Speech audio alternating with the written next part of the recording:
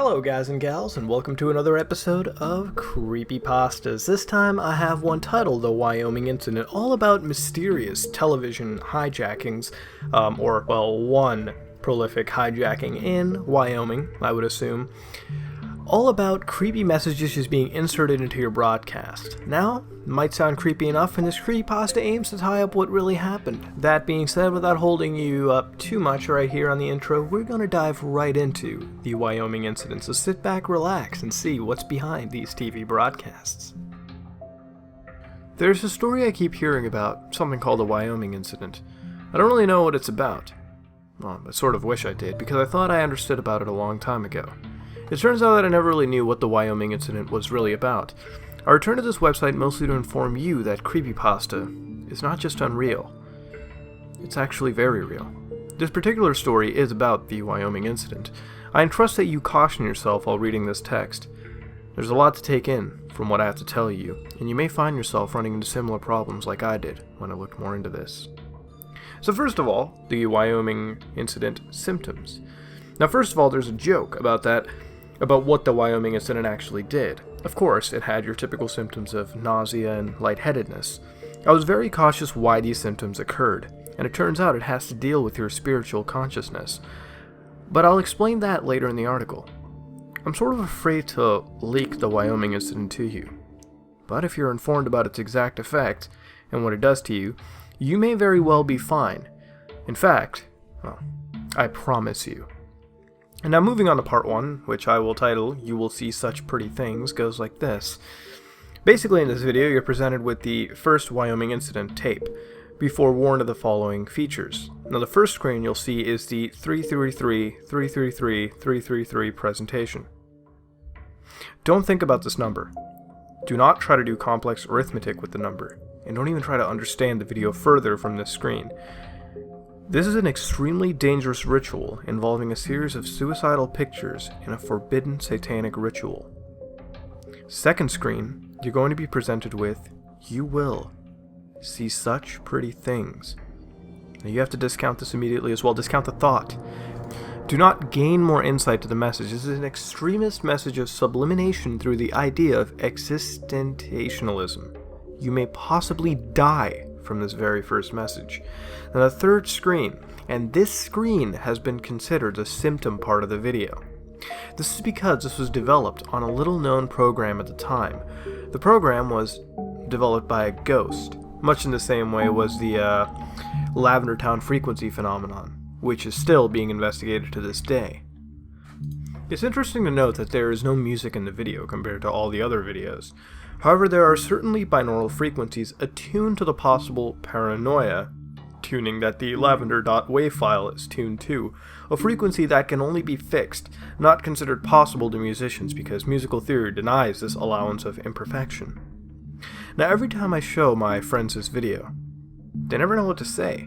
So far, none have told me exactly what they saw that night. They saw this video, which is basically Wyoming Incident 1.5, and this has been a great cover-up, considering they found the actual folk that did the Wyoming incident after the first video was uploaded and acted as them to get the point across.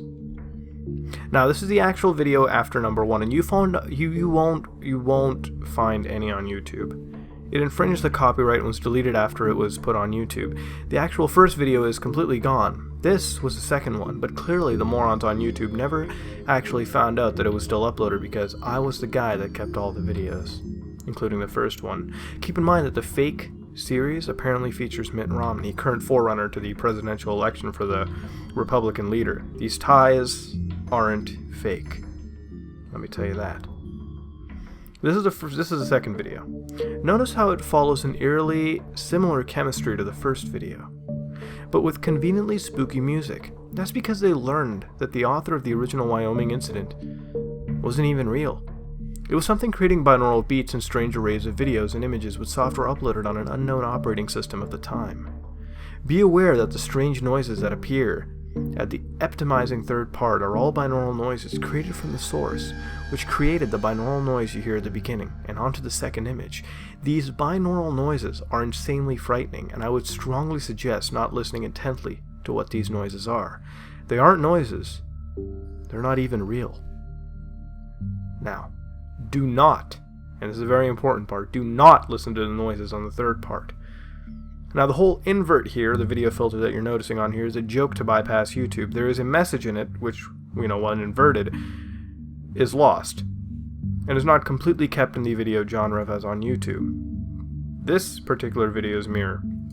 I understand this skepticism, because there is no real owner of the series. Here's a fun fact. They've been dead for about 10 years now, and there's clear-cut evidence, but due to concerns of the paranormal and delving into the fourth-dimensional state, I can't safely guarantee the source is even readily identifiable. Just know that there's a very powerful force at work behind any work of strange literature. This is a ghost of non-existence and can take any form. Well, this time we got quite an incident. A Wyoming incident, to be exact. Yeah, I know that was horrible, but it's a lot like 1999 with how the broadcast was ensued. Now, to be totally clear, this was a story based on an alleged real-life incident. This incident, I'll fill you in on the history right here. In Wyoming back in the day, when analog TV or over-the-air TV was the thing, a local channel had been hijacked, allowing whoever did it to easily broadcast a feed to anyone picking the channel up. And this would happen quite more than you think in real life. We had some high-profile cases about this stuff in the US alone, and, well, that's what led to this happening. Somebody interjected and input these videos into the feed, snippets of which I had shown you in the video right here. Now, some local channel in Wyoming got hijacked, and that's essentially the whole gist of the story over here. Now, this may seem like a really difficult thing to do, but as someone proficient in TV engineering, or, video editing and whatnot, you can easily do this with a transmitter strong enough to override a 6 MHz frequency used in analog programming back in the day. Now it's a tad tougher with higher-end transmissions that are pre-cleared by the FCC and God knows what. But yeah, you can jack over-the-air TV. In fact, with all the dead air now because of digital television, you can even have your own TV channel. That being said, yes, it's very possible to do all this stuff at home. Hijacking a TV channel is very, very illegal. Very, very highly illegal. Now, this was an alleged incident, so remember, alleged. Never really happened. So the story begins to basically tie this up for us and detail what it's about. Now, the incident is cool, the one that it's being based off of, but when you know the whole story, inputting things like Satan worship really doesn't add anything. In fact, it just makes it laughable. The whole idea of saying something is incomprehensible doesn't make it scary, it just makes it confusing and ultimately stupid. I mean, think about it. Why would you be scared of some possible math question, 333-333-333? And why should we discount things that are in this video, like like seeing pretty things? I mean, I see pretty things all the time. Why not try to understand what the phrases are? I mean, why? That's the whole thing, and that's the questions that arise from this whole story. And did we really bring ghosts into this? I mean, really? I mean, did you read that ending? I mean, who died 10 years ago? It causes more questions than anything. So while the concept it's based off of is great, the actual tale doesn't add to anything. And the ending may be the worst thing I've ever read so far. It's not all horrible since, it's based off of what it is. It does still flare the creepy vibe, but in the end I ask you, what would you rate it and what would you change to make it better? And what do you think of the Wyoming incident? This has been another episode of Creepypastas, and if you like what you saw, please like, comment, and subscribe for more content. This is me, Mudahar, and I'm out.